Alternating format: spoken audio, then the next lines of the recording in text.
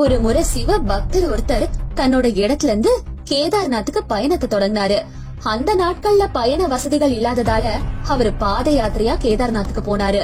போற வழியில யார சந்திச்சாலும் அவங்க கிட்ட வழி கேட்பாரு.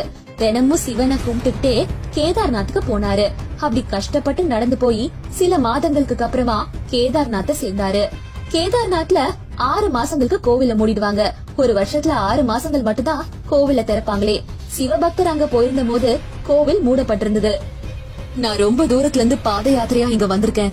எனக்கு கருணை காட்டி கதவை தரங்க, நான் சிவனை தரிசிக்கணும் அப்படின்னு அங்கிருந்த அர்ச்சகர்கள் கிட்ட கேட்டாரு. ஆனா அவங்க விதிமுறைகள் என்னன்னா, ஒரு தடவை கதவை மூடிட்டாங்கன்னா 6 மாசங்களுக்கு அப்புறம் தான் கதவை திறப்பாங்களே. இத கேட்டு ரொம்பவும் வருத்தப்பட்ட சிவபக்தர், ஒரு தடவையாவது எனக்கு சுவாமியோட தரிசனத்தை காட்ட மாட்டீங்களான்னு அங்க இருந்த அர்ச்சகர்கள் கிட்ட கேட்டாரு. அதுக்கு அர்ச்சகர், 6 மாசத்துக்கு அப்புறம் தான் நீங்க கோவிலுக்கு வரணும், 6 மாசத்துக்கு அப்புறம் தான் கோவில திறப்பாங்க, அது வரைக்கும் கோவில சூழ்ந்து பனி இருக்கும்னு சொல்லிட்டு அங்க இருந்து போயிட்டாரு. இத கேட்டு அந்த சிவபக்தர் அழுதுகிட்டே அங்க இருந்தாரு.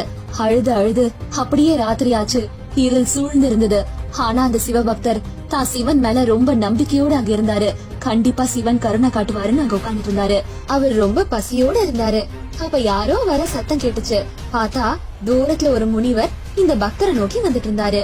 அந்த பக்தர் கிட்ட வந்து, தம்பி நீ எங்க இருந்து வந்திருக்கப்பா அப்படின்னு அந்த பாபாஜி பக்தர் கிட்ட கேட்டாரு. உடனே அந்த பக்தர் நடந்த எல்லா கதையும் சொல்லி சிவனை தரிசிக்க முடியலையேன்னு ரொம்ப வருத்தப்பட்டாரு. பாபாஜி அவருக்கு ஆறுதல் சொல்லி சாப்பாடு ஊட்டி விட்டாரு. அப்படியே கொஞ்ச நேரம் 2 பேரும் பேசிக்கிட்டு இருந்தாங்க. அதுக்கப்புறம் பாபாஜி, தம்பி நாளைக்கு கோவில கண்டிப்பா திறப்பாங்கன்னு தோணுதுப்பா. பாபாஜி அப்படி சொன்னதும் எப்ப தூக்கம் வந்ததுன்னே தெரியாம அந்த பக்தர் தூங்கிட்டாரு. காலையில வெயில் அவர் கண்ணுல பட்டதும் அந்த பக்தர் எந்திரிச்சு பாபாஜிய தேடினாரு. ஆனா பாபாஜி எங்கேயுமே இல்ல.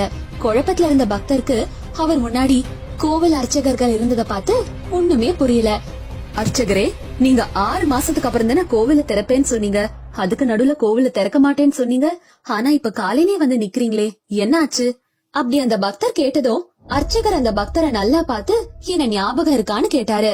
நீதனபா கோவில் மூடின போது என்கிட்ட வந்த, என்ன ஞாபகம் இருக்கா? 6 மாசம் கழிச்சு திரும்ப வந்திருக்கியாப்பா இங்க? அந்த பக்தர் ரொம்ப ஆச்சரியமாகி, இல்ல நான் எங்கேயும் போல, அது என்ன நேத்து தானே உங்களை பார்த்தேன், ராத்திரி நான் இங்கதான் தூங்கிட்டு இருந்தேன்.